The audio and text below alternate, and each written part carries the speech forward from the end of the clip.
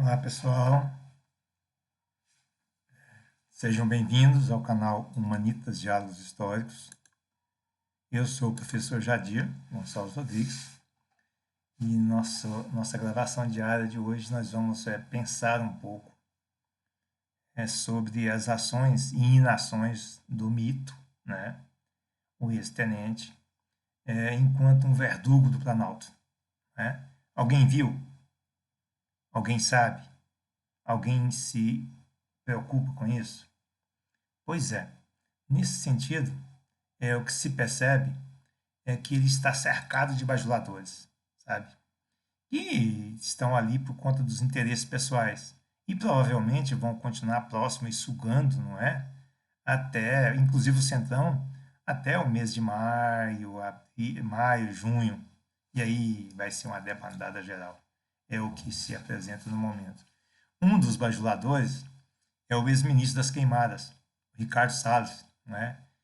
E aquele conjunto de fake news, aquela encenação da época da viagem à Rússia, na semana passada, de como se tentou estruturar um cenário a partir do qual o mito pudesse posar, sabe? O devoto da cloroquina pudesse fazer pose de líder mundial, sabe? Pose de grande líder mundial, pose de pacificador, sabe? Essas mentiras, que tudo isso é fake, tudo isso é mentira, sabe? Porque a especialização dele é a mentira. O governo dele se funda na mentira. Ele, na verdade, ele não foi eleito, né? Ele foi um acidente, sabe? Ele ser eleito e ser colocado na cadeira da presidência. Então, o que você via é alguém deslumbrado, que não tem a menor noção de quais são os problemas brasileiros. E alguém que não se preocupa em saber. Ele delegou para terceiros, né, para as equipes dele, e vai vendendo o Brasil, vai destruindo o Brasil, e ele o tempo todo fazendo política. Tá? E ele leva sempre junto com ele o arruaceiro digital, o Carluxo, né, disfarçado de vereador nacional, internacional, mundial, enfim, né, aparentemente é o braço direito do senhor ex-tenente. Atualmente, desde o início, né, desde a posse, sentado lá atrás como se fosse um menino, enfim. E é engraçado, porque mesmo após o golpe frustrado de 7 de setembro último, não é?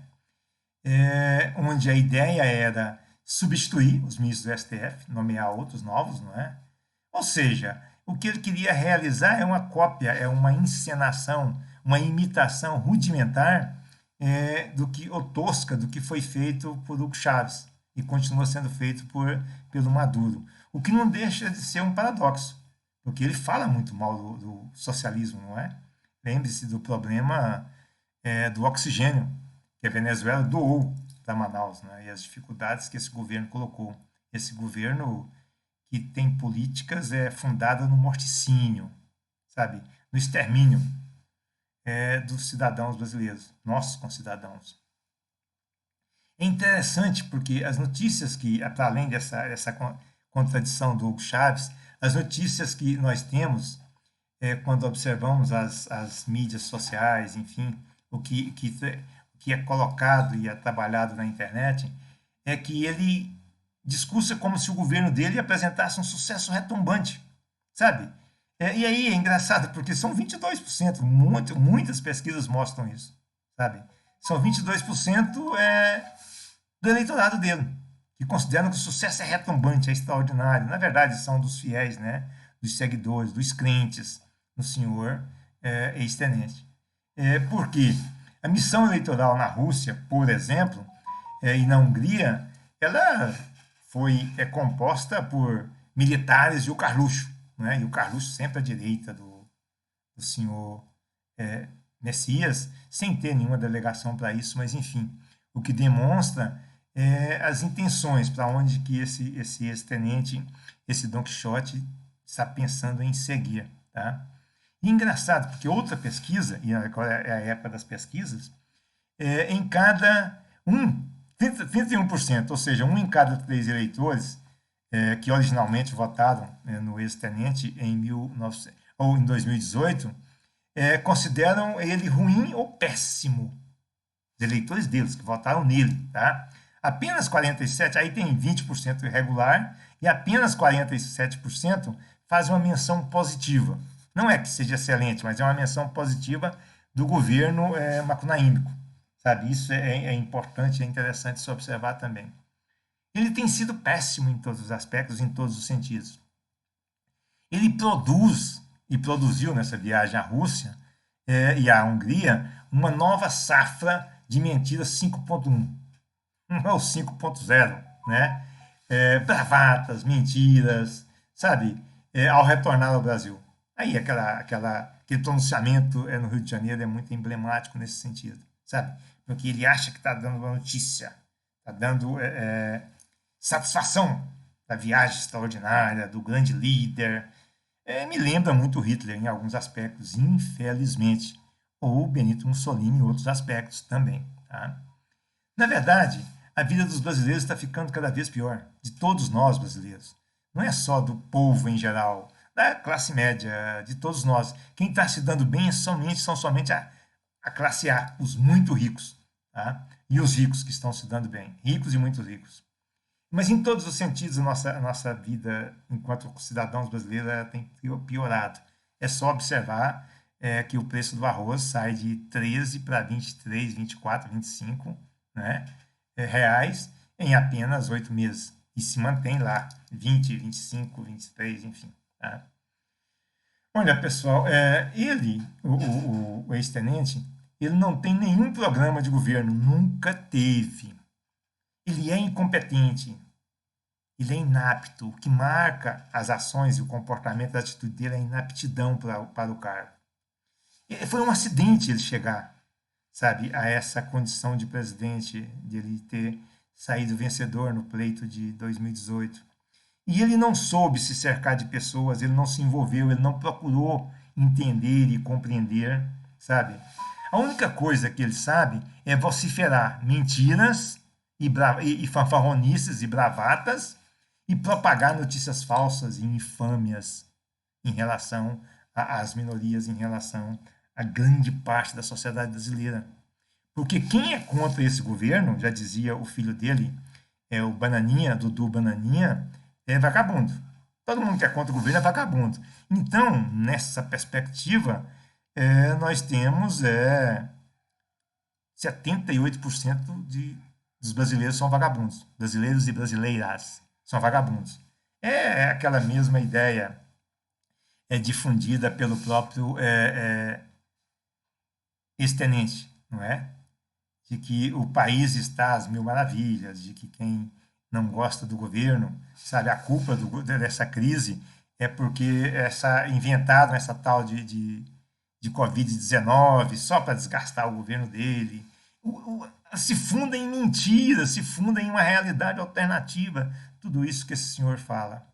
E falar que todos os brasileiros que não apoiam o governo são vagabundos, isso está postado, todo mundo encontra isso, é o Dudu Bananinha que disse isso. Ou então, quando ele diz, né, que é um país de maricas, sabe? Esses 78% são todos maricas. São pessoas sem coragem, pessoas fracas. É a mesma linguagem do Dudu Bananinha. Porque ele só quer claques. Esse beócio quer aplausos, tá? Desse ex-tenente, que nunca trabalhou nem tenente, ele foi, muito menos capitão. Tá?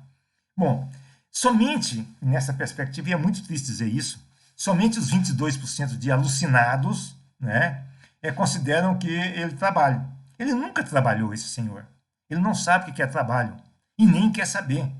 O negócio dele é difundir mentiras e bravatas e informações falsas e fazer pose de grande líder mundial, quando ele não é sequer um líder local, muito menos regional ou nacional. Tá? Mas, enfim, ele vende essa imagem, ele apresenta essa imagem repetidamente, insistentemente, sem trabalhar, porque fica o tempo todo vendendo essas imagens, e outorgou a terceiros a administração do país.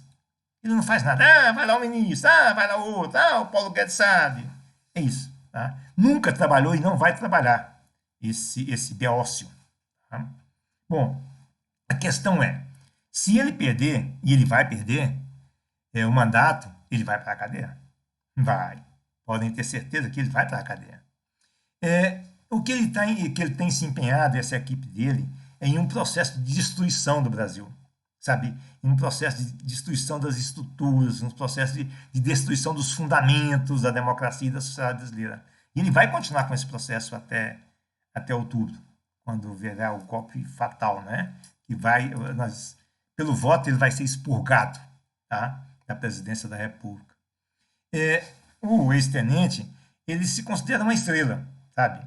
Ele tem de ficar encenando esse poder fantástico que ele tem, esse poder supremo, sabe? Em escala mundial, agora em escala planetária, não é? É o pacificador, evitou a Terceira Guerra Mundial.